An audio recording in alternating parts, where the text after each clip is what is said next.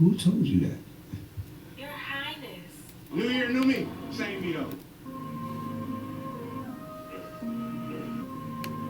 You're now tuned in to another ColeLogic experience. You know how we do it.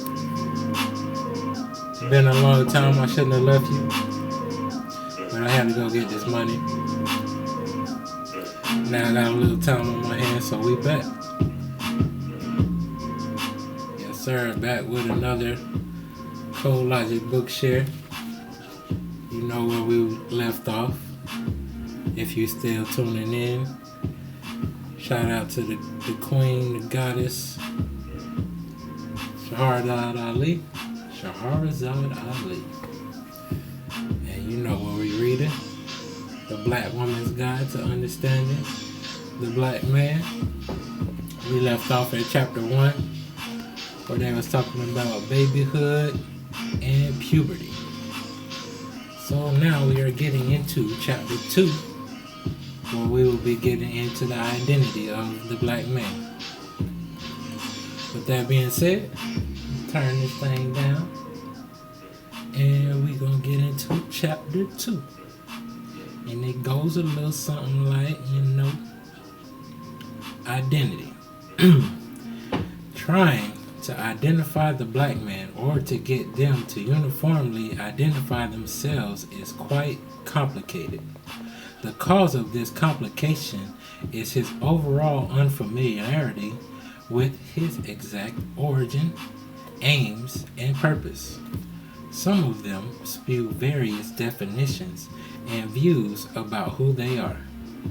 Over the past 50 years or so, they have changed their titles several times, so it is obvious that they are periodically undecided about who they are and unable to settle on a word that aptly portrays who they wish to be. They have been called niggers, negras, or negras with an H, and claim that they do not like this label. They still tend to use this term with each other, facilitating between using it to express fondness or as an insult. Later, they refer to themselves as colored. By order of the more educated among them, they settled for Negro for a short time. As years passed, they outlined another reference. Contrary to their previous position of claiming they hated the term, they, after much prompting, preferred to be recognized as black. As the years progressed and they became more politically astute, they selected the modern term of Afro-American. Their latest preference is to be answered to being an African American or just African. He does not seem to be primarily concerned with locating the place of his beginning. He seemingly is satisfied with settling on the African continent as his homeland. It has proven impractical to question them as a group regarding their identity, and the closest they come to being unified is to collectively state, "I am a black man." And they deem this answer to be sufficient to define for their women and the world who they are and what their needs consist of. Obviously, the system of vague explanation has not worked. Any cohesiveness he has tried to have regarding his identity usually remains with elected geographical areas of inner cities and tend to stay confined with those bounds, recognized and known only to the community inhabitants. He has been so excited about his physical freedom for the past 35 years or so that he feels no compulsion to study or gain knowledge about how his slave history impacts on his current behavior. This is strange indeed, since most academians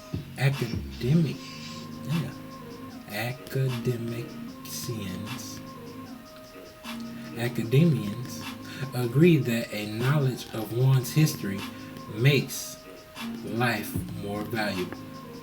It puts control on negative actions and allows sane choices to be made according to the potentialities available to a person with a certain kind of background. He has chosen to skip a detailed study of what happened to him during slavery. This study should be performed not for blamability on the perpetrators, but to debrief himself and rid his subconscious of any psychological emasculation resulting mentally and genetically from that experience. An experience that was so devastating that its latent memory had seemingly contaminated his sperm and deranged him, rendering him unable to even think himself out of his misery. His ranting about being proud to be black runs in what is now becoming a predictable pattern. He tried to recognize his identity in the 20s and the 30s, tried again in the 60s and the 70s, and is approaching his third therapeutic purge in the 90s. Each generation unavoidably feels the frustrating pains of unresolved conflict left unattended by their predecessors. They want answers. Message.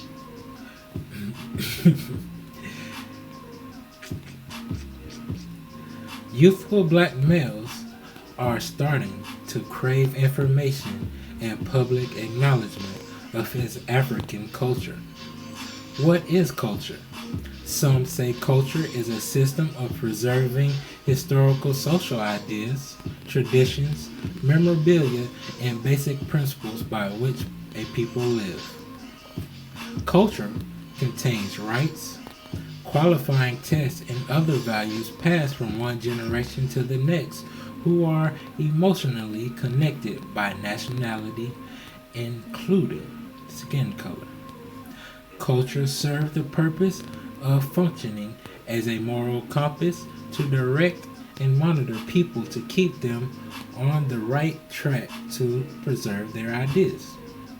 Using this definition, it is plain to see that the black man is not earnestly trying to adopt his black culture.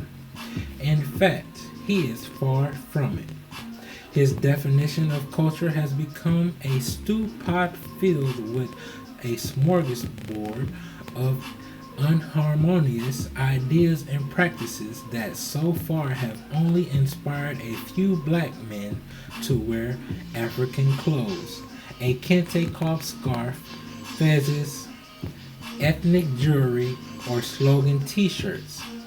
As usual, many of them are starting to express their dissatisfaction angrily. They are not really hostile, but they feel like their egos have been damaged or that they have been punked out in front of the whole world for not getting what they think they deserve and what they have been fighting for. They are an overly sensitive, emotional group, so they derive a short-lived surge of power from talking rough to non-blacks in authority. Next, he says he wants to reclaim his righteous character. So what is character? Character is a gradual process of development guided by specific attitudes, philosophy, ethics in a clear sense of right and wrong. It must first be planted in an individual by the mother and cultivated on a daily basis. It preferably should be endorsed by the father and recognizable in the surrounding community. The black man has not had the benefit of these interpersonal systems, so it is no great wonder that adult black men do not possess similar recognizable traits of character.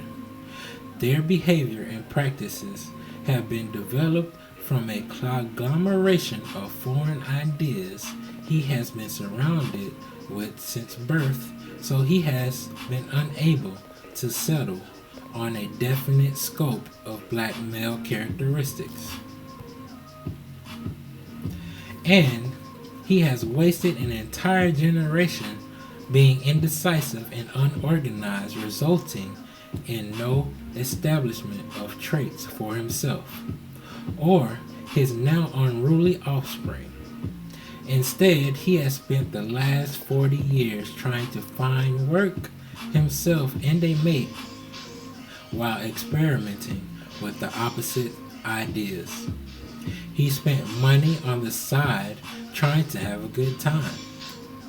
According to this study, the biggest breakdown of any sensible character values, as vague as this may seem today, occurred in the 1960s. This period of the black man's life signaled a change in his priority schedule and a reorganization of traditional and basic social practices. Little beknownst to him, the 1960s also provided him with the last platform he would ever have to design plans to ensure he and his family of having a prosperous and praiseworthy future. And he blew it. His children today, especially the sons of these black men, have never been told about what happened during that time or of the political and permanent ramifications of the lifestyle choices made by their parents. It must now be explained to them so they can understand how and why the black man wound up in his current condition. These same sons must start a tradition of holding each previous generation of black men accountable for their collective efforts towards progress and survival. They ought to examine any previous mistakes and focus on improving those areas. It is pointlessly futile for each oncoming generation to have to start back at square one trying to repair the exact or worse conditions endured by their predecessors. None of these problems are new, yet no evaluation is ever made on the feasibility of the typical solutions used to better the overall quality of life for African American people. The reason this title has never been done is due to the disunity among black men from coast to coast. This has kept them stuck in a stage of bickering about who, what, when, where, and how. They haven't addressed the commonality of the obstacles that all blacks face daily. The early 1960s are chosen as the starting point of era for black men because it was during this era all Americans, white and non-white, were embroiled in issues inspiring tremendous emotional upheaval in personalities and lifestyles. New ideas surfaced at frightening speed and new trends developed almost daily. Whites were busy tussling with the police in the street rebelling against the Vietnam War. They had publicly discovered drugs and sex and were showcasing their artistic flower child campaign and organizing on campus to protest for peace. On another level, white women were gathering up for the women's liberation movement to struggle against unfair treatment in the workplace, in the home, and their personal relationships. White men were in an unusual tizzy about their women burning their bras, abandoning the kitchen, and not having their dinner ready when they got home from work. American soldiers were dying in rapid numbers in a war that emerged as making no sense at all, and literally volumes of European volumes, formerly uncontested, were being replaced with new, sometimes outrageous, and often immoral behaviors supposedly rooted in freeing up the inner self for the pursuit of individual satisfaction. White boys of draftable age created, for the first time in America, a climate which prompted others to say no to requests placed upon them by the government and the nation. Their refusal to fight in the Vietnam War represented the first major issue that put the government and the people at odds against each other. The breaking of this tie and survival of those who declined to obey signaled a new option for anyone who preferred to maintain individual choices or opinions about every aspect of daily living. Youth started to reject and refuse many of the values of their parents had maintained throughout their entire life. It was a new day. The civil rights movement, such as it was called, began exploding. Black men sprouted voices, and their long suppressed complaints were finally noisily announced. Several surfaced as makeshift bargain basement leaders expounding their theories of action to obtain rights and benefits of living in America. White women and girls commenced to join the civil rights protests and for the first time functioned in close intimate contact openly with black men.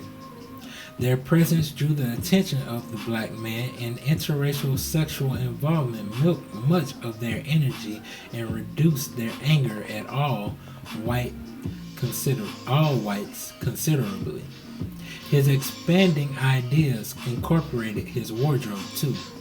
In the grassroots unit, they began to wear African symbols, while others adopted an absurd flair of Superfly, a popularized fictional black pimp. They sported an afro hairstyle, a kind of rounded bouffant look, and danced to good music in a flurry of new nightclubs and social spots. The excitement was kept aflame with the new words like honky and pigs echoing from the parched throats of black men. Other words contained demands for freedom and justice and equality, and also beckoned for recognition, integration, and acceptance. He did not know that the difference between those two sets of requests were as opposite as night and day. Black men were creating their own stimuli to help them throw off the yoke of racism and self-incrimination they had slept with for over 100 years.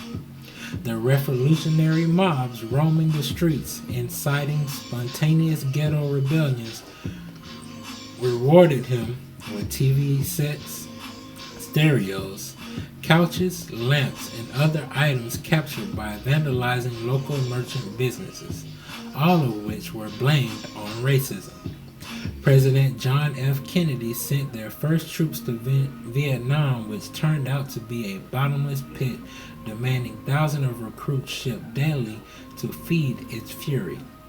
The anti-war protests were staged mostly by college-age white males who didn't want to fight. Black men hungrily bit into new ideas and swallowed morsels and tidbits of principles and attitude taken from several sources existing as new options. The uninterrupted ability to make these choices created in him a sort of cultural shock. He was emotionally set free, not psychologically, but emotionally.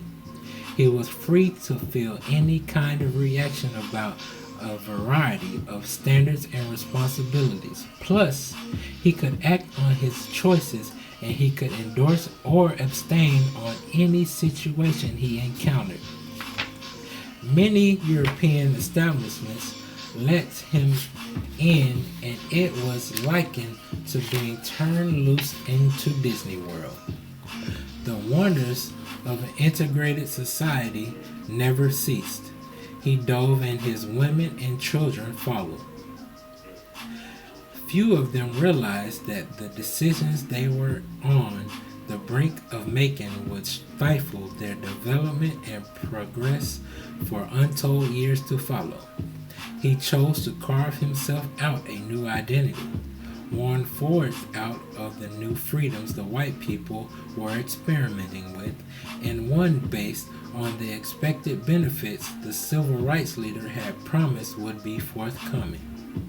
From that moment, and at every juncture since, he established no national agendas or formats to involve the masses of blacks in united progress. He virtually regressed and reacted as his ancestors did during the big slavery breakout. The slaves scattered in all different directions to become absorbed into existing lifestyles and blend in with the scenery. So they all went in different directions to pursue disconnected, unrelated self-survival goals. No thoughts or plan were given to the future, and they were woozy with hallucinations created by the sights improvement generated by the civil rights. They were woozy with hallucinations created by the slight improvements generated by the civil rights movement, and believed that many of their grievances were settled in the process of being settled or would fade away in due time. Based on this kind of faulty, pie in the sky, promised land misinterpretation, the black man settled on one of the following paths. 1. Went to college or trade school and pursued education. 2. Joined the civil rights industry. 3. Signed up for the military, went to Vietnam or traveled. 4. Accepted a position to work inside the system. 5. Became an outspoken political leader of the times. 6. Aligned himself with one popular ethnic organization. 7. Became an artist, poet, actor, or entertainer. 8. Got high, dropped out completely, or turned to crime. 9. Developed a lifestyle firmly rooted in the imaginary benefits of social integration. 10. Built a life based on the rules, traditions, and values of European culture and became an ordinary Joe, an unconcerned Negro. The results of these choices are as follows. 1. Pursuit of education. Black men who chose educational pursuit or entrepreneurship have fared moderately well. They prepared themselves to qualify to apply for better paying jobs which provided them with hospitalization, life insurance, retirement plans, and a routine work schedule of paychecks. Others formed their own businesses and laid the foundation for the development of hair products, publications, funeral homes, insurance agencies, and law and medical professions. They became examples of achievement, overcame barriers, and delved deeply into qualifying themselves to be at that time what was known as a credit of his race. Still, others worked in professional capacities for white-owned firms and delivered to them the finest ideas and creativity that the black man could conceive. That the black mind could conceive. They established a system of class distinction among other blacks, a separation based on high earnings called the upper class and well-to-do families. They felt completely removed from the problems and concerns of the less qualified blacks they left behind. Many of them are quite surprised today to learn that so much time has passed and they have so little to show for it because of their imitation of success according to European prerequisites. They alienated themselves and lost their identity on another level. They started to believe that they were just a person and equal to any other person, no matter what color. They took up tennis, skiing, boating, bridge, and private social clubs. 2. Joined the civil rights industry. These black men soared high in the public eye for quite a while. They were portrayed as charging warriors working on the front line for desegregation of public facilities, sexual integration, and social reform. They received many spotlights for their involvement and were always happy to prove their bravery during protests and took pride in announcing their arrests. They were fiery speakers, available spokespersons, and delighted in outlining political strategies to reach their goals. They played on the emotionalism of the people, white and black, and believed that if blacks were permitted to infiltrate white-owned businesses, industry, education, and neighborhoods, that they would prove themselves qualified to function on every other level. They thought that the removal of the above barriers and unencumbered entrance into the gateways of white American life would allow blacks to be accepted as equals. They sought employment and personal involvement with whites and agreed that voting rights were their major key to black future security in the USA. Today, black men who fostered these ideas as a platform to become a national leader are few in number. Many have disappeared due to death, burnout, ego damage brought on by rejection, or the eventual failure to convince whites, either through the courts or favored field dialogue. The blacks deserved special attention and favors. They aligned themselves with President John Kennedy and his brother Bobby, but soon their scripts ran out. Public attention waned and their presence became unwelcome. Many went on to organize national agencies founded on loosely related principles of the civil rights movement, and these too ultimately faded from powerlessness and their inability to re-inspire the desperate displays of emotion required to maintain their platforms. They are rarely even mentioned anymore. One or two remains as representatives of the entire group. They too are disappointed. They grew few permanent fruits from their labor. The benefits they pleaded for are today found to be lacking in helping blacks attain food, clothing, and shelter. But they did make it possible for blacks to spend their money in any white-owned establishment they pleased. That was a big one right there. 3. Join the military. Back in the day, joining the service appeared as an honorable option for many black men.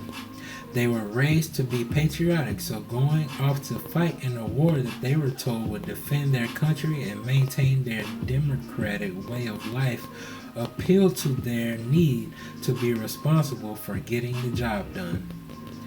It also gave them an opportunity to take training courses, prove their physical abilities, and work as a team with other men.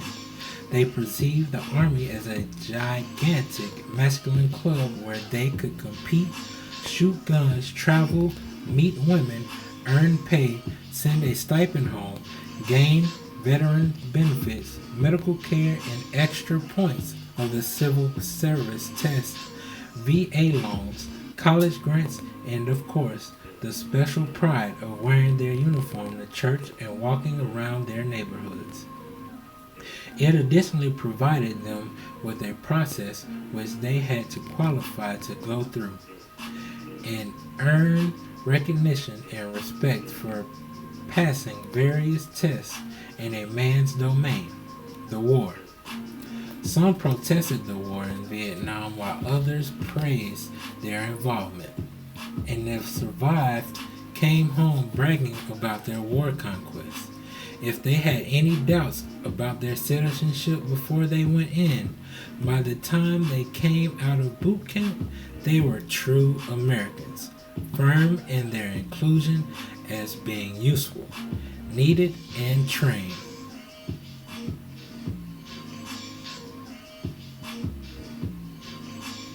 I got a drop for that somewhere.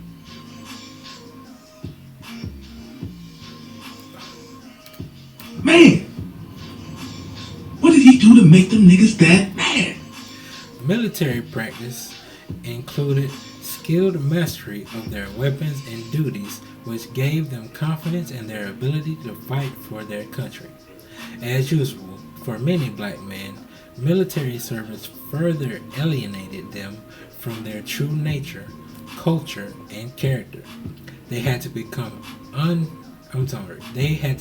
unified with American ideas in order to enlist, and they had to be totally mentally committed beyond testable doubt of their allegiance to Old Glory and all it stood for.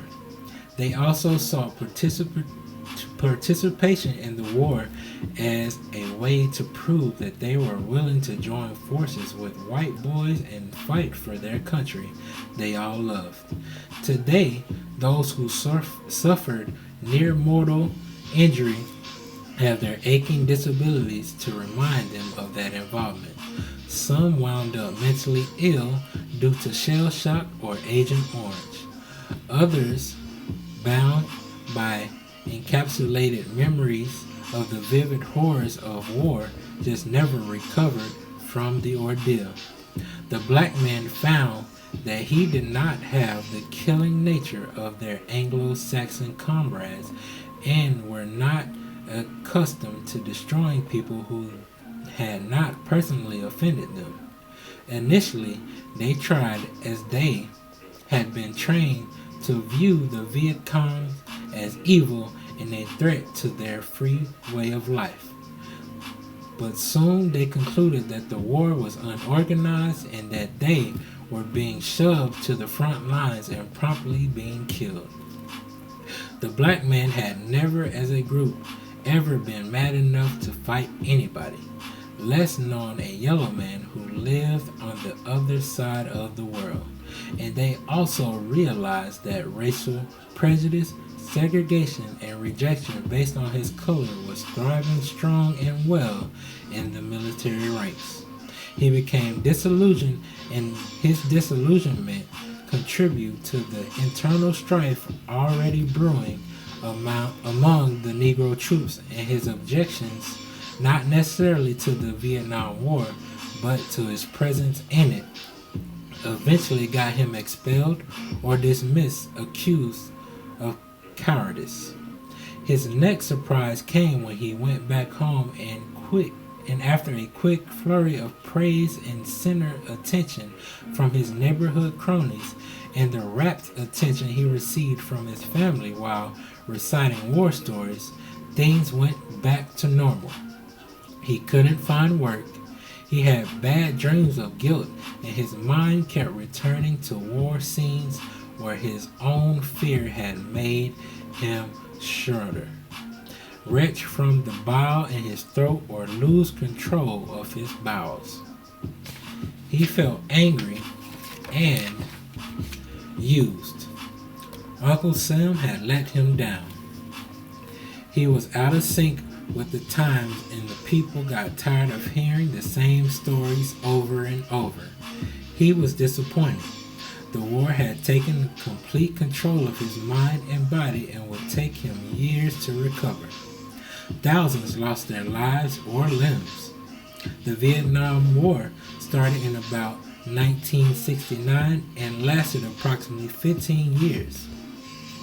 President Lyndon B. Johnson inherited it from the Kennedy after he was assassinated, but it remained under an undeclared war.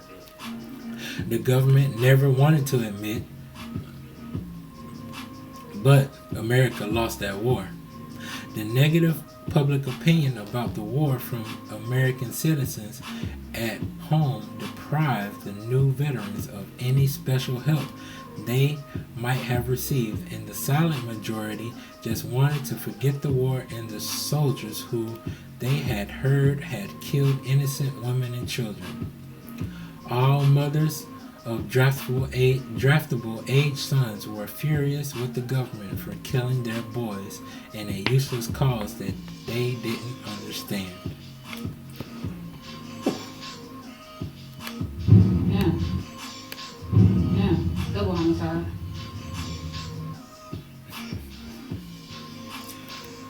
Four and five. 1 second. Can I drink a little bit of water?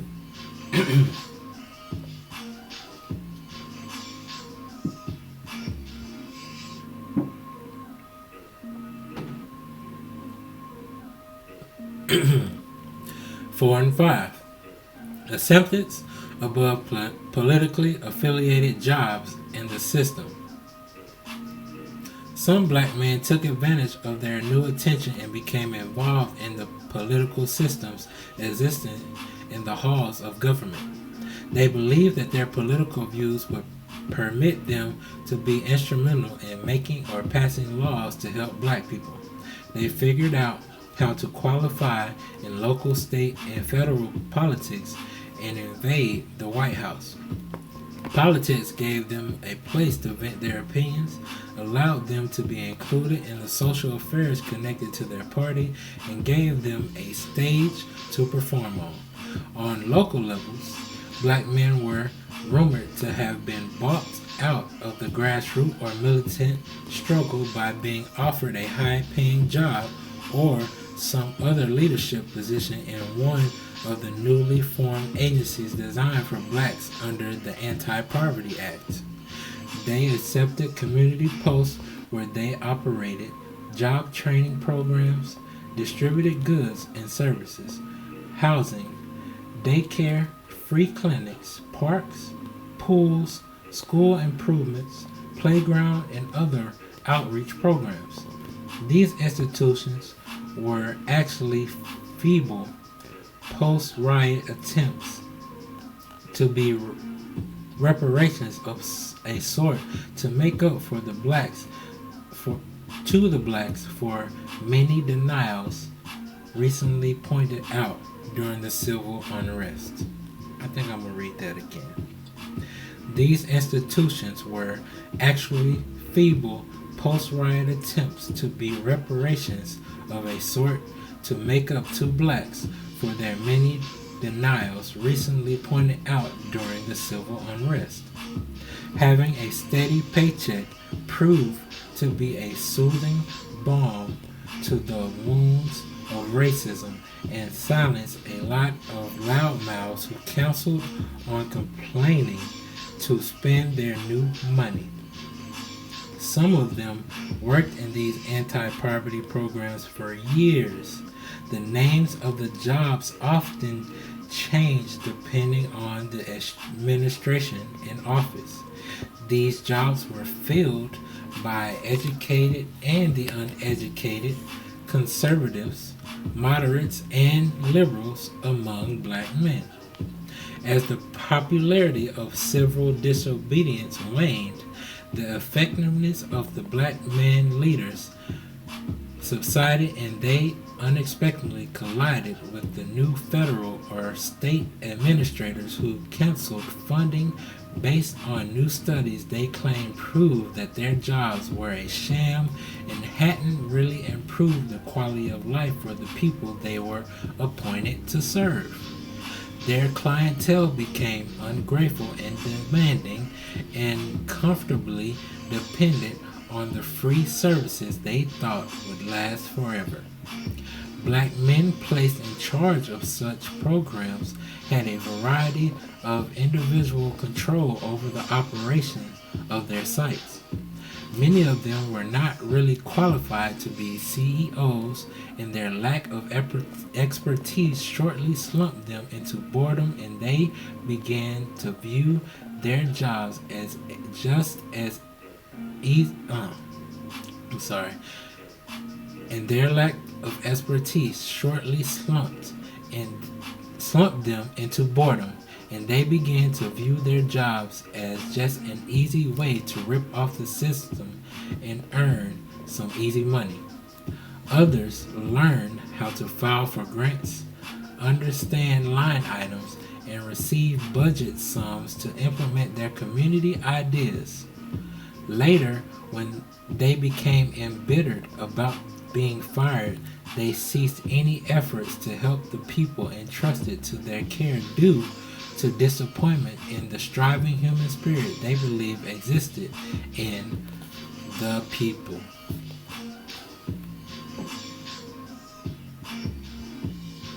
Fuck y'all! God damn! God damn! They found out that the people were lazy, ungrateful, vindictive, and greedy. And the furthest thing from their minds was becoming free and independent if they had to give up their entitlements. There was much panic and scrambling from the last minute morsels of government jobs. Some of these black men went on to city hall, city council, and mayorships, congressional reps, and other political service-oriented jobs. The black man had become confident in the ability to negotiate with whites. Today, the storm clouds crouching on the horizon threatens the removal or disqualifications of black men candidates from all high-ranking positions. It is unspokenly assumed by the power structure that they, black men, had their chance, their clear-cut opportunity, including special recognition and fame, and yet they did not lighten the welfare rolls, nor teach their constituents self-sufficiency, a better attitude, or respect for government. Instead, they had become hooked on a cycle of dependency, crisscrossing 2 or 3 generations, sometimes in the same household. They had no guaranteed loyalty to any particular party or candidate and were insatiable for free services and benefits. Black men know by now that the government is incapable of regulating laws to solve social problems such as racism. This is a hard reality they have not been able to love or legislate racism away. Being a black man politician, once slippery and fluid, has now frozen into a solid block of icy refusals for everything they suggest as a help out blacks idea. They have become from the pulpits in the schools, but they are denouncing their involvement and retiring to the private sector to have some peace.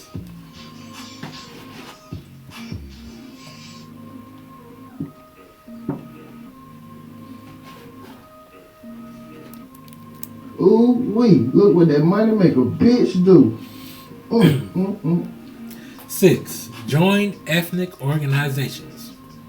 Throngs of black men filled with new thrilling desire to be pro-black joined or created unique organizations for blacks only, so they could come together to celebrate their newly acquired acceptance. These were black men who decided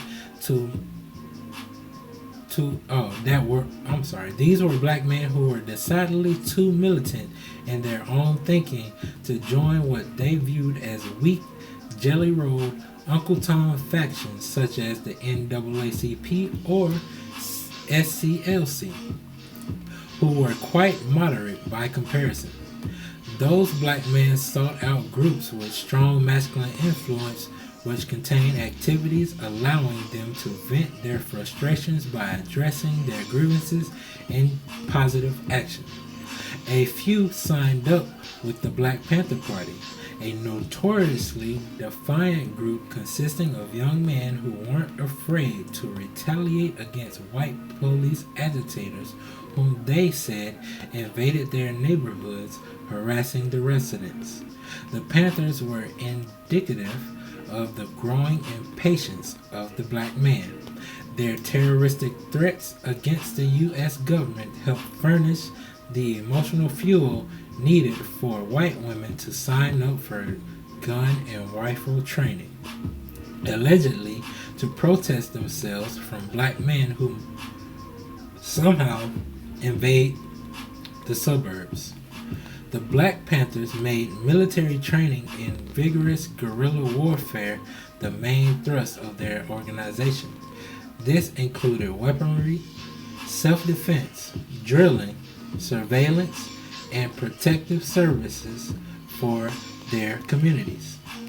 They developed a 10-point program outlining their demands called the Black Panther Manifesto. They claimed their members were level-headed and amongst drug-free, around openly and with high-power rifles slung over their shoulders. The Panthers fell into budget problems and were trapped into accepting some of the free-flowing anti-poverty money being poured into African American communities across the country. The raw bravery compressed in their units created large numbers of loose cannon egos eager to make their mark and prove their greatness. Their clumsy military notions and faulty logistics landed them in many confrontations with the law, whom they call pigs. After many internal clashes outside, conspiracies, and bloodshed from brutal police attacks, they disbanded. Oh. Excuse me, guys. Got a little crumb in my eye. Prior to the end, they decided to integrate their ranks to include white radical liberationists and change their policy from anti-racism to a class struggle, the poor against the rich. All of the black men heading up the Panthers retired in a shame or embarrassment, but the Panthers made an impressive sight in their black tams and red and black uniforms. They provided many black men with an outlet to practice leadership and obedience, gave them a home base and a place to belong, and a chance to confirm their identity as strong, brave warriors, always ready to die for their cause. They should have been ready to live for it. Their tragedy was in using all their energies to be combative and abandoning their original precepts.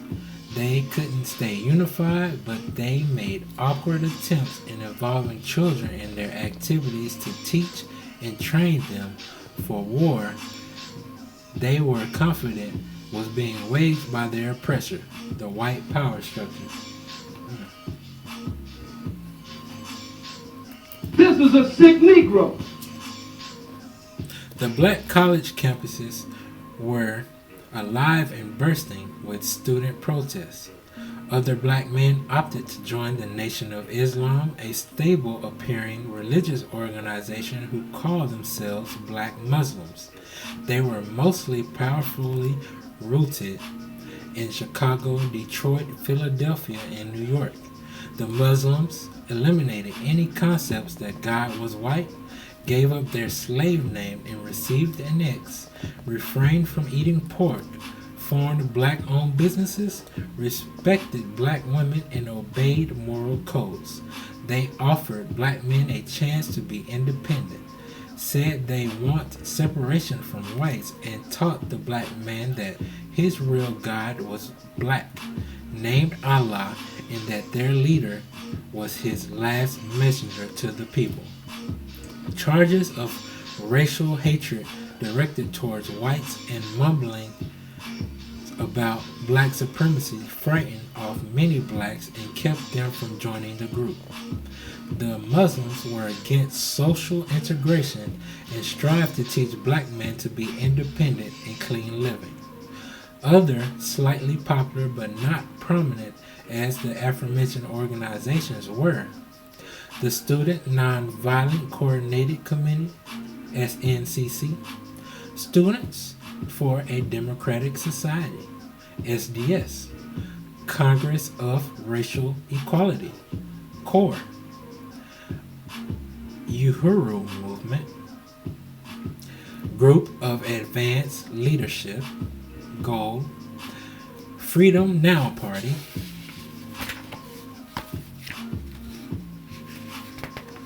United Black Nationalists of America, UBNA, the New Pan-African Movement, TNPAM, the Urban National League, the National Urban League, NUL, the Committee of Racial and Religious Progress, CORAP, CORARP.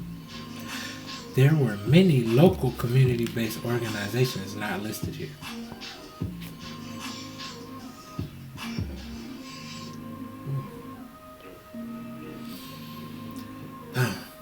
Number 7, the arts.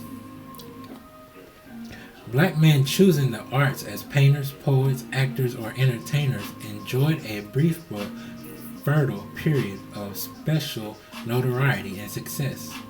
Black art became avant-garde, and such anger had never been expressed in any medium. Following was the African clothing, boldly colored fabrics, head wrap, kufis, flags, buttons, clenched fist items, sandals, wood carving, statues, and all kinds of cultural paraphernalia for the masses.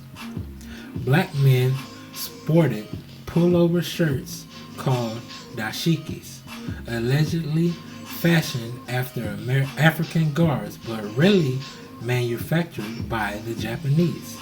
They took African names, some too difficult to pronounce, making the title short-lived. After a few years, fashion trends changed. The dashikis faded, they got haircuts, put their shoes and socks back on, and got a job someplace. Few pieces of the original artwork is available today. Many of their poetic rantings served to gain enough attention from the elite white liberals to get them invited to their social affairs for readings. Many times they provided the entertainment for the evening and permitted whites to relieve themselves of some sort of their capitalistic guilt by sitting quietly in rapt attention while a black man stood on the podium blaming, cursing, and insulting whites for their racist, genocidal behaviors. It was a weird set, but many black men provided this special service to interest whites.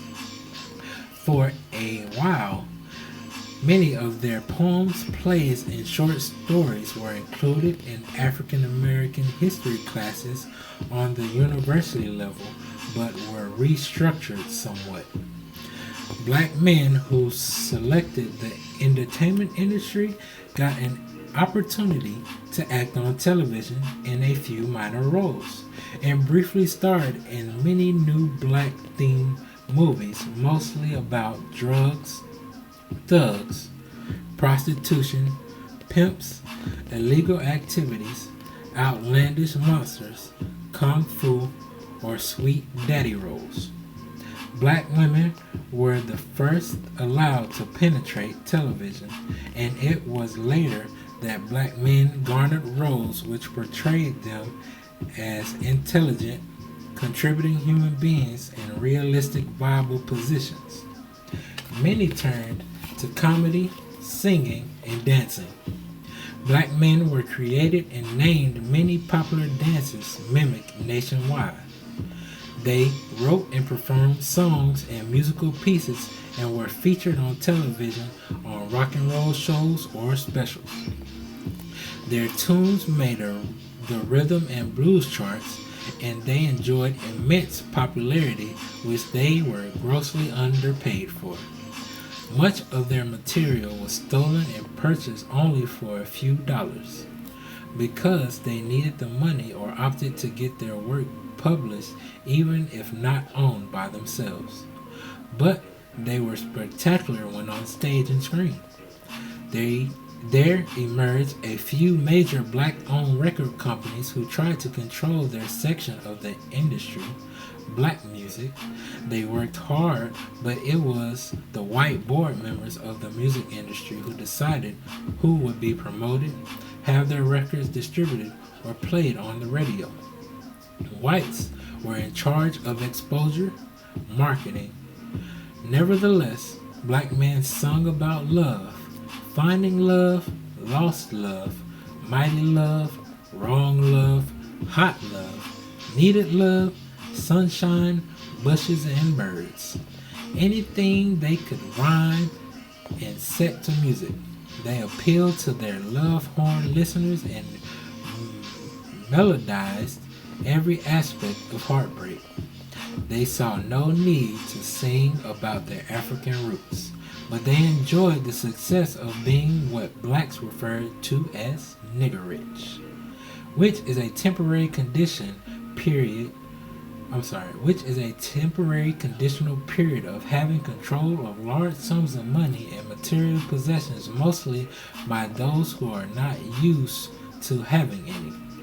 Many of these now old-timers have tried to hang on clinging to their standards, subject, and tunes, and most have disappeared from the popular charts. Some of their music is being used as background sound for other artists who talk poems. Hip hop. God. 8. Hold on, let me get some water.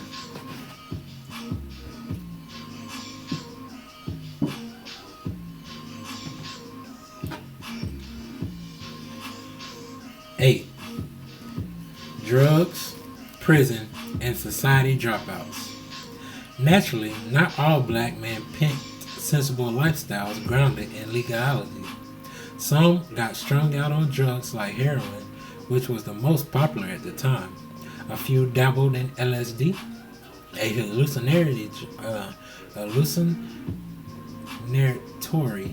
hallucinatory drug, used speed or smoked pot, marijuana. The more elites snorted cocaine in their private sex. Everybody experimented with drugs, but some got addicted and declined in productivity, becoming the street animals foraging for money to get their fix. Black men use heroin intravenously.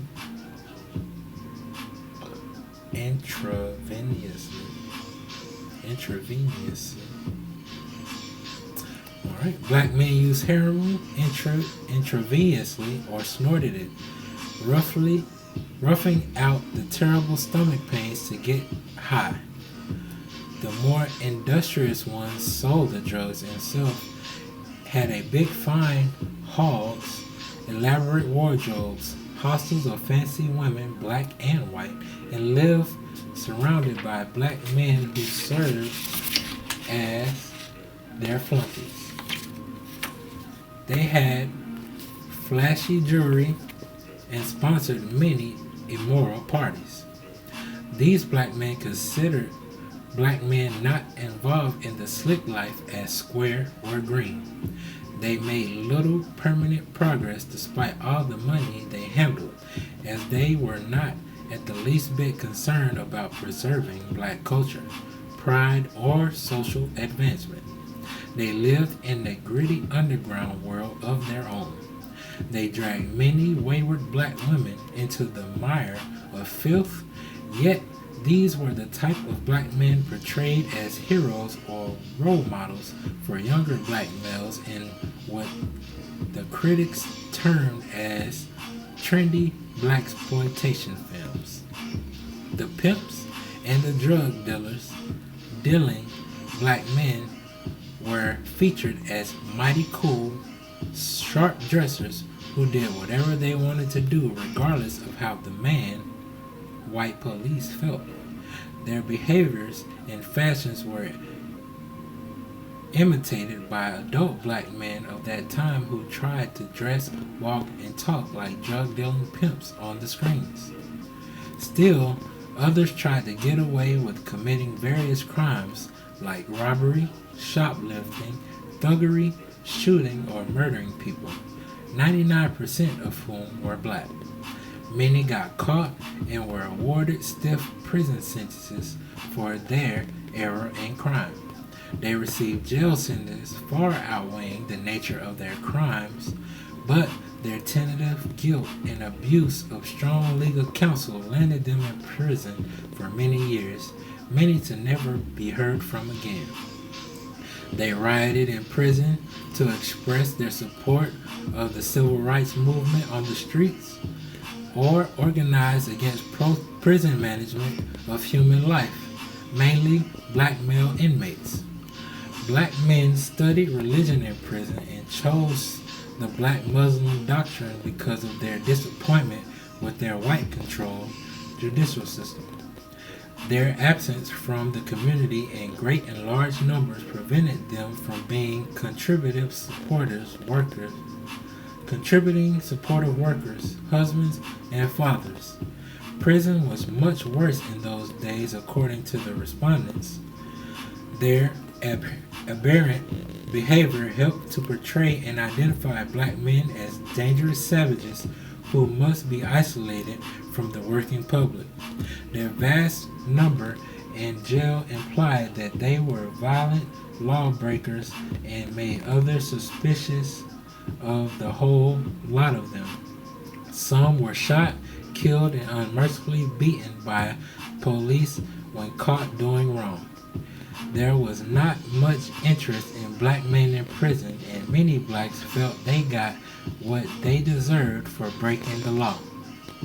Black men police seemed extremely hard on black men perpetrators to prove to their white co-officers their dedication to law and order, no matter what color.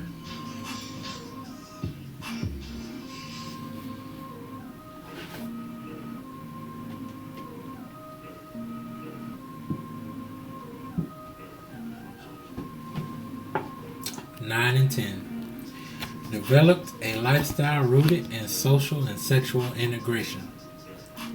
These black men involved themselves with seeking ways to integrate socially and be the first Negro to accomplish certain goals. They decided that it doesn't matter what color a person is, and all they wanted was a chance to prove themselves and to be left alone to their own thing. They became the regular, hard-working, apolitical Joe Blow or John Doe.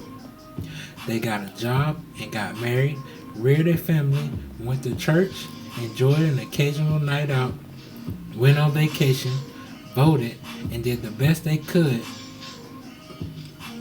to be unnoticed and fit in with society as best as they could, or so they thought.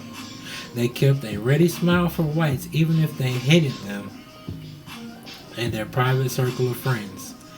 They did their best to please their bosses and taught their children not to be prejudiced. They might support the NAACP and believe in much of Martin Luther King's program. They celebrated all holidays and were not concerned with preserving black culture other than attending family reunions. They exerted no effort to identify themselves as anything other than colored or Negro. It didn't matter in that way. They coined the saying, "The good Lord made us all." They sent their children to church to pray to a white God, bought their daughters white dolls, and watched their sons play cowboys and Indians, the good guys and the bad. He hung pictures and portraits of Caucasians in his home, mainly John or Bob Kennedy. The Jesus pictured on his wall seemed to have eyes that followed you across the room, no matter where you stood. The black man was included. If a black man was included, it was Dr. Martin Luther King after his death. Otherwise, it was okay with him if white families appeared on his yearly calendar and hung visibly in his home 365 days year after year. And his full-colored Bible contained several pages of holy white people in various settings in the Holy Land. Many felt at odds with the mothers of their children and were not on hand to help raise or train them. When they did see their children, they did not talk about being black, Africa, culture, or what it takes to be a good black man. They expressed no opposition to what their sons were being taught in school or at home. They left child rearing mostly to the mothers, the schools, and the church. They felt no compulsion or obligation to reinforce old, outdated, unimportant black history stories. They themselves had long since disregarded all that black stuff. They have not changed much. It was during this period that black men planted the idea that they, black men, wanted to be judged or accepted on the individual merits and not counted with or included with their other black men. They did not realize that psychologically that this mode of thinking would isolate and separate them even further from identifying with each other or acknowledging their brotherhood rooted and coming from the same background and nationality. They commenced to do everything they could to convince whites that they were different and not like the rest of them. They made a public call for disavowalment of each other and released all bonds and claimed no connection or responsibility for the actions and behaviors of other black men. The house Negro and the field Negro had come to their final parting. On examination of the 10 major choices that broadly describe the lifestyle selections made by black men 30 to 45 years ago, it is clear that few of their choices fostered retention of black culture nor reinforcement of African values and traditions. No guidelines were developed or substantiated from one generation to the next.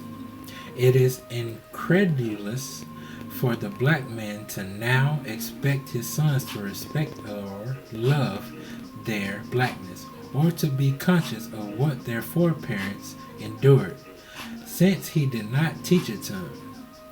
Deeper analogy of the crucial oversight in this detail in other chapters. This brief conspicuous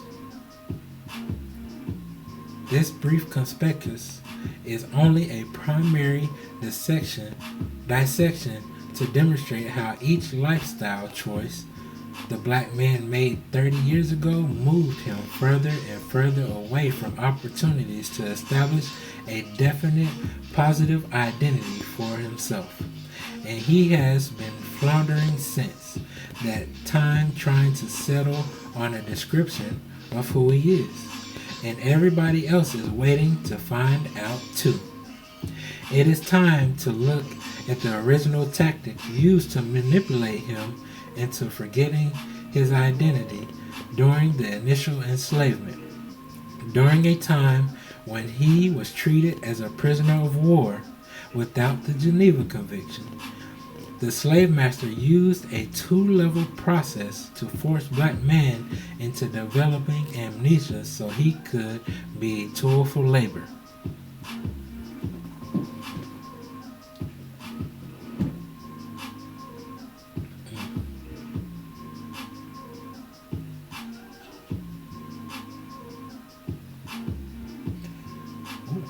Jesus.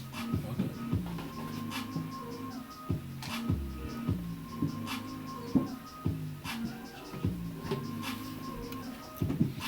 The first level consisted of 1. Physical trauma, a ploy implemented by long-term uncomfortable transport by ships across the ocean in cramped, overcrowded, inhumane corridors below decks where he was stacked like sardines and left to sleep in his own excrements. 2. Disorientation. The ships took him to a land geographically unfamiliar to him, containing foliage, wildlife, and a climate he was not accustomed to, and it was far, far away many days and nights. 3. Hostility. He was treated badly, disrespected, rough-handed, chained, and rendered helpless, and then forced to watch the brutalization of his mother, his women, and children. The second level, a more devastating one, consisted of 4. He was prevented from speaking his own language. Language are sounds used to transmit and receive information to reflect the intensity of ideas, express history, and describe things indigenous to a particular people. Prohibiting his language stopped black men from communicating with each other and broke ties.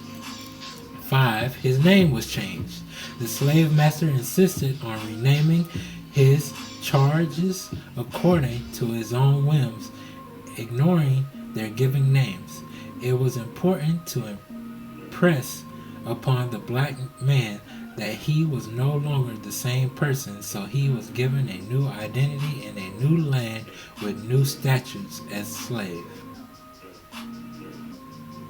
The slave master abolished his religion. Number 6. His God concept was taken from him to prevent him from receiving comfortable or calling on his own Lord for help. His God was replaced with the white man's God, another white man who was more powerful and currently in charge of him. Religious authority was redistributed by changing it from black to white. This is not new information. Practically all black men know that their ancestors were stripped of their names and religion while in slavery, but the reclaiming of these two important identifying features has never been paramount enough for him to address the issue on a national agenda. The question becomes, how can he reestablish his own culture and define his own identity while clutching the European labels forced on him during his enslavement? It is irrational thinking for the black man to continue to bellyache about his real identity without investigating what his real identity was before he was enslaved and returning to it. The only part of his cultural traditions the slave master allowed him to keep and maintain was sport and play under the auspices of singing and dancing, number 1. Number 2, games and sport competition. 3. Making jokes and playing the fool. Let's see how many pages. Let's see real quick. There's only 3 or 4 more. Okay. One second. I need some water.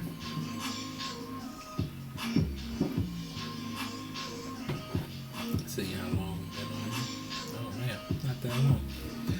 These are the 3 components that are now looked upon as skills that the black man specializes in to a fault. They are activities for which he is best known and most sought after today.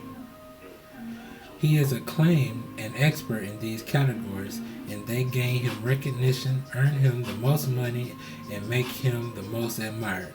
He can be found exhibiting these attributes for a fee or for free in front of whatever audience is available. He is accustomed in certain circles to being called upon to do his little dance, tell his little joke, or demonstrate his physical proficiency in some sort of challenge. He takes pride in being singled out or requested to show off his special talents. He is sometimes known for being the ambassador of clowning, the chairman of laughing at his own self, and the president of general tomfoolery. He delights in some people referring to him by saying, "That nigga is crazy," or "You are so funny," or "You crazy." Sadly, when he responds, he is. He thinks that it is all in fun, but the biggest joke is on him because it keeps other adults from taking him seriously. It is futile to convince him of this. These actions proliferate a behavior he perfected during slavery to stay on the master's good side. Unfortunately, this behavior is also part of his identity today. Currently, the black man refuses to give up the names the slave masters saddled their family with, so his identity remains clouded by names connected to other nationalities from all over Europe. He insists that his name is now his own, and as long as he keeps the European name, he will continue to grow away from the so-called black culture he claims he is so proud and desired to return to.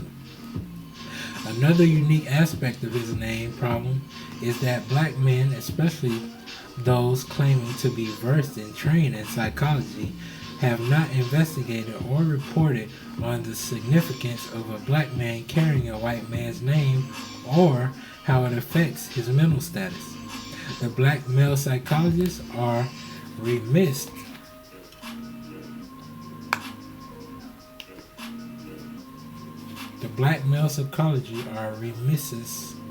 scientists do.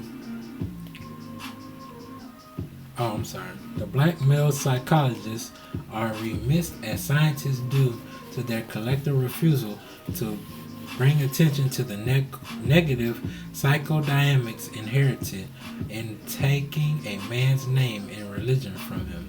The black man's ego derives its energy and motivation from identifiable points of basic reference, such as by the name one is called or answers to.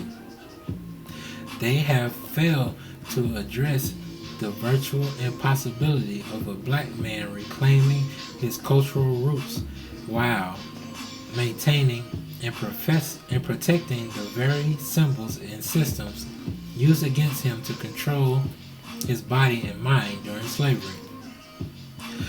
The slave system was a very well planned and thought out process which contained no useless motions or insignificant techniques. So if the main possessions taken from the black man was his name and religion, obviously they are the most crucial elements that have the greatest influence on a man's mentality, strength, and confidence. Black men use the following excuses for holding on to their European names.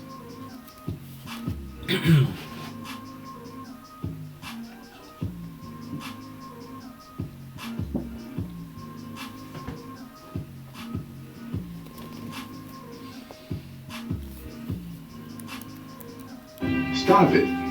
Get some help. 1. A name is not important. It's what you do that counts. 2. It doesn't matter what they call me. Just give me a chance. 3. Some are too embarrassed or ashamed to announce to their friends, family, or white counterparts that they are reclaiming their own historical black names. 4. They don't want to go through the rejection or mockery from family or friends, especially their mothers and their women, who may refuse to refer to them by their new name and make mockery of them.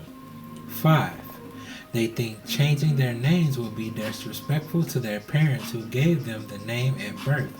Possibly they are even named after a now deceased popular relative. 6.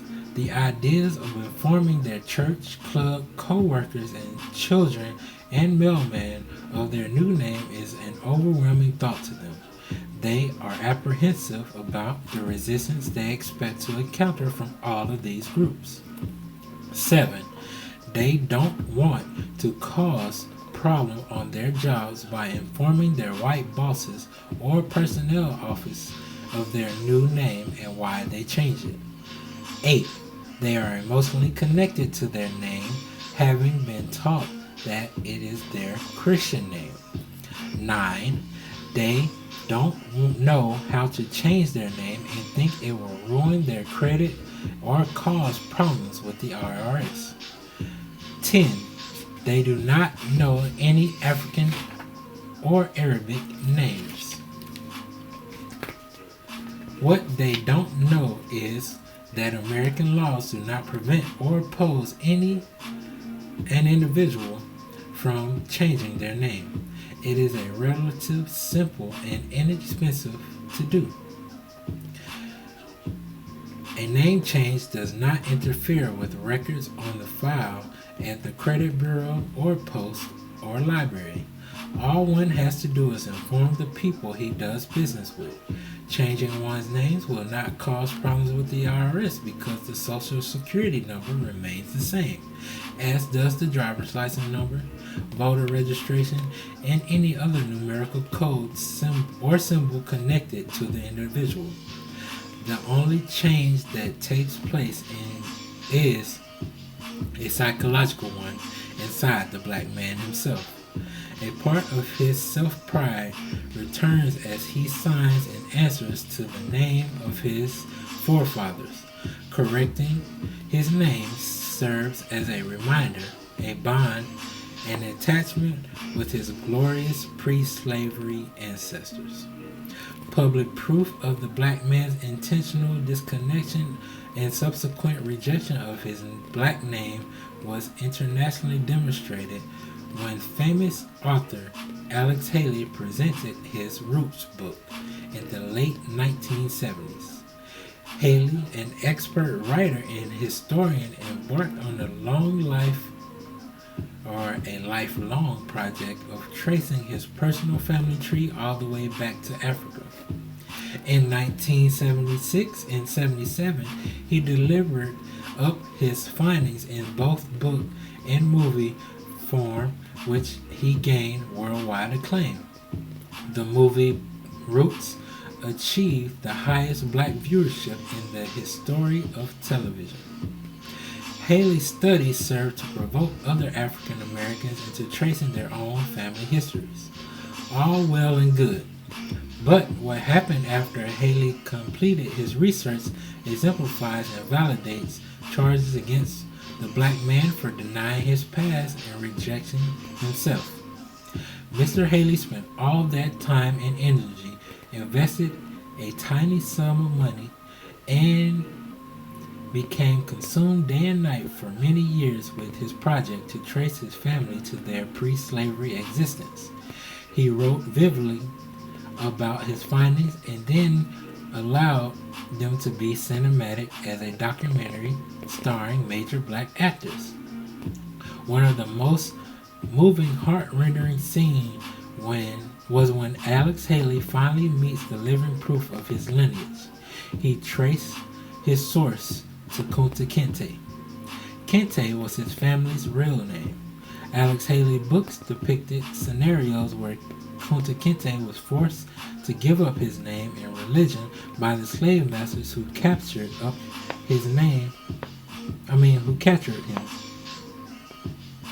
Despite all of the proof, Alex Haley returned to America as Alex Haley and still today answers to the name Alex Haley. How can that be? Here is one black man in America who knows for an actual fact that his real name is Kinte and not Haley, yet continues after gaining full knowledge of his past to hold on to the name he knows was forced on his family during slavery. The issue has never come up, nor has he ever been questioned about it. Alex Haley set a very bad example for black youth because he was in a prime position to demonstrate an act of reclaiming his real family name.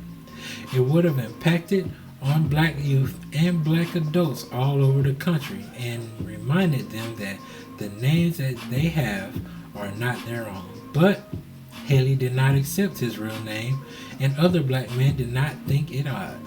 He blew an opportunity to set a precedent on the importance of re-embracing black kinship for freedom. Haley has also continued to practice the Christianity faith after finding out that his family's original religion was Islam. By doing all he is a perfect example of how the black man, even on discovery of absolute proof of his real identity, refuses to reclaim his own.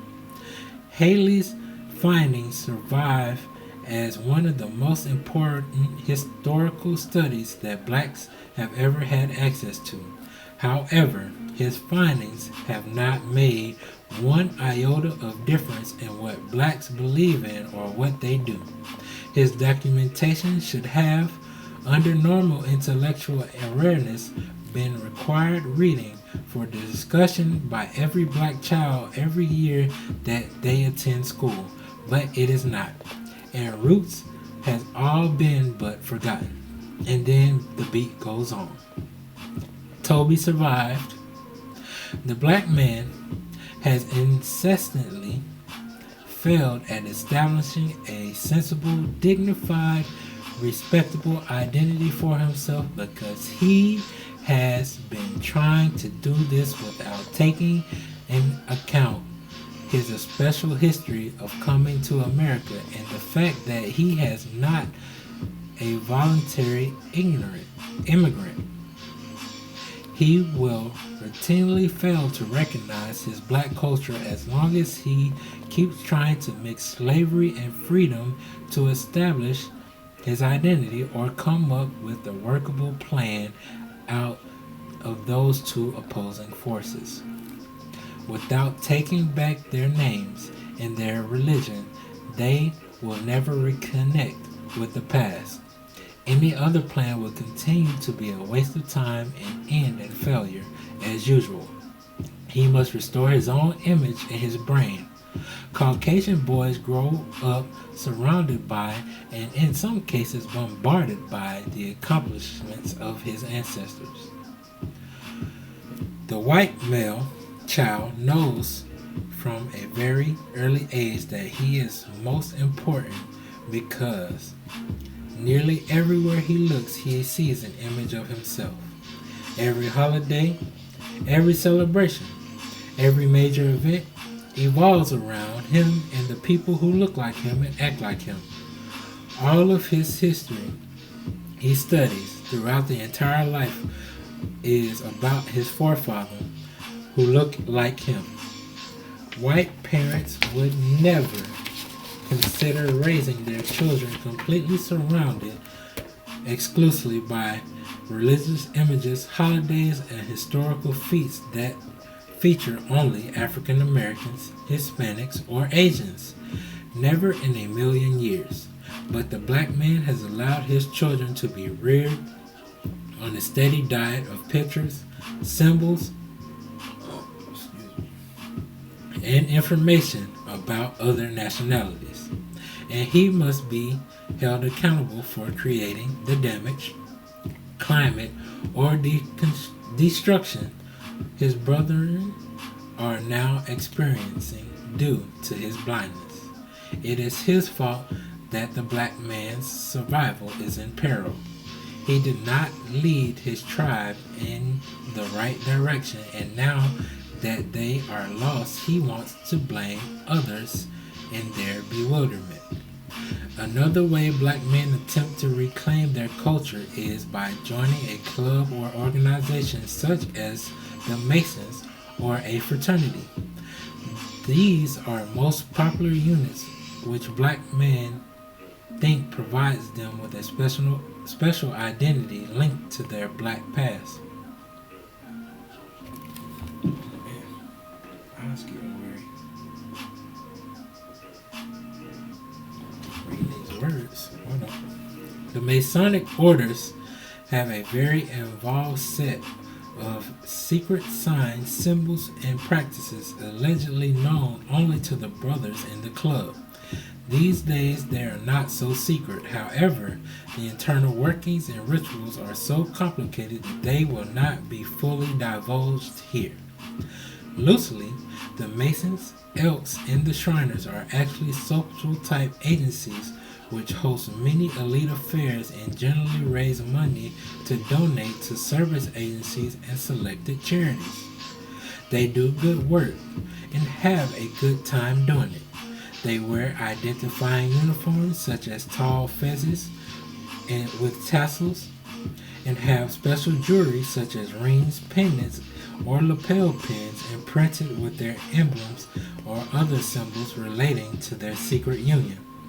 They have intense rituals for admission, hand and finger signs which they help them negotiate, and premise has something to do with the biblical characters like Haram Abif trying to get somebody out of the grave whose body is already decomposed.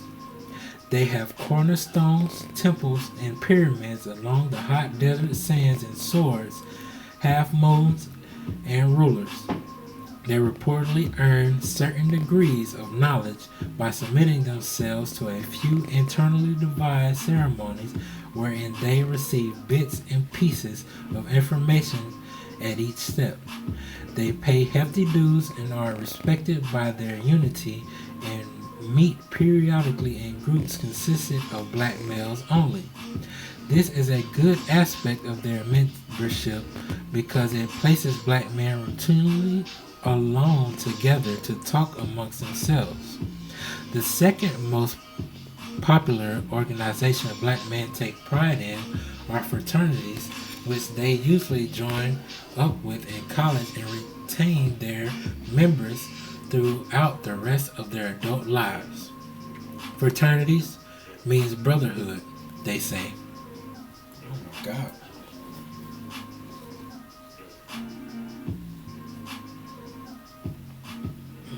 You can tell I ain't reading in a while. And black men who belong to a fraternity are considered prime stock. They identify themselves by using Greek language and symbols for the names of their group. This is supposedly remotely familiar to hieroglyphics in Egypt and the Nile River in Africa. Fraternities represent another attempt by black men to formulate an identity achieved by going through certain rites and rituals designed to gain him acceptance into a brotherhood of men. They call their groups, for example, Alpha Phi Alpha, Kappa Alpha Psi, Psi Beta Sigma, or Omega Phi Psi Phi. Their female counterparts have similarly sounding Greek words to identify their participation in the sorority. Fraternities have very lofty and honorable goals for their slogans. They set high standards for membership and vow to work to serve their communities and have better humanity on all fronts.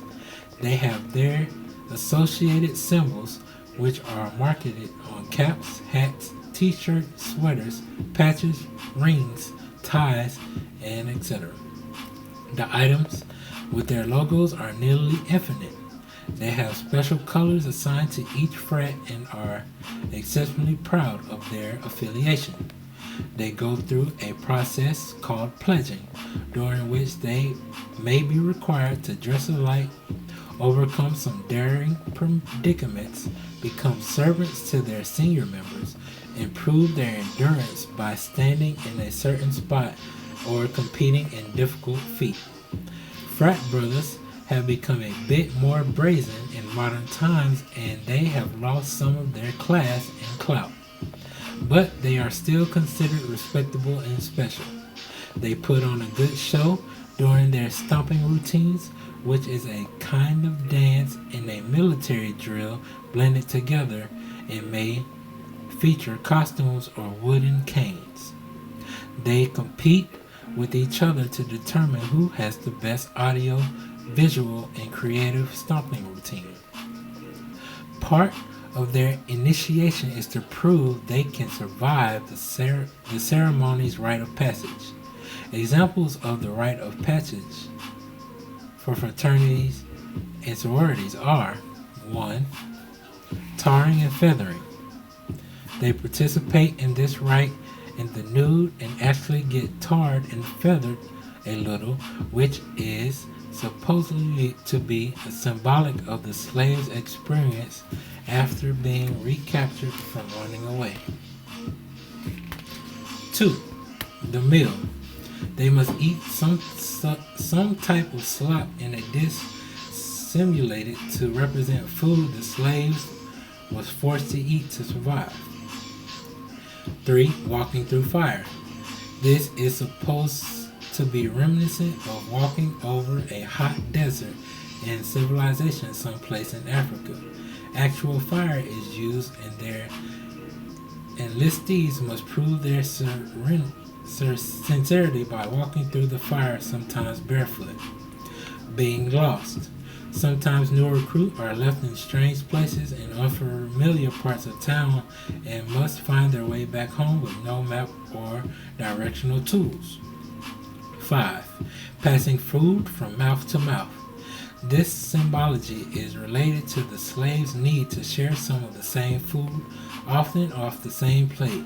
It must be typified by two black men eating off the same bone and emulated by the act of sharing everything with a brother. Each initiation is designed to promote each member towards self-reliance. Many African Egyptian references are used in the pledging ceremony, such as the Sphinx, the crescent, or the pyramids. With chapter goals like service, high moral character, sharing, building, scholarship, and respect, they are an honorable clique to belong to. The kinship is recognized nationwide, and they try to keep in contact at their annual conferences or periodic local meetings. Fraternities have produced many confident lawyers, doctors, businessmen, politicians, and leaders. They have a clearly defined identity earned by accomplishing goals that serve as rites of passages for transforming into responsible adults. It is unfortunate that such noble intentions are tainted by them trying to emulate the suffering of their slave-bound ancestors instead of their free and powerful forefathers who never arrived on American shores. That what they have done is adopted a confusing blend of European, African, and African American historical events and used their conclusion to create rites based on all three stories. Perhaps one day they will explain their reasoning for this. Their rituals contain certain leaps in logic that undermine any real significance they might gain from slavery or pre-slavery existence of black men of old. Black men fraternities retain the slave masters' names and are known to be good Americans. And that, my friends, is the end of chapter 2, where we discuss the identity of the black man. I want to remind everybody that this book Came out in the early 90s. So although, excuse me, a lot of this information may seem relevant now, it could stand to be updated. May you talk about that in the comments, as well as the similarities. That chapter took me almost 2 hours to read, so I'm about to get off of here. I appreciate everyone who stood in to listen, and we are out.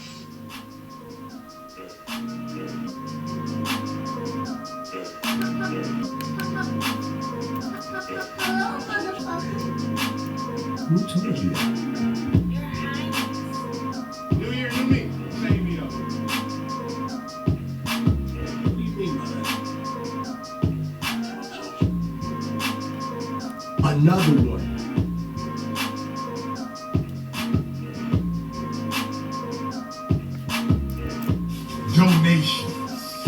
Donations. Gifts. Oh yeah, don't forget, if you're watching the video, you can see scrolling across the bottom, the Cash App, Venmo,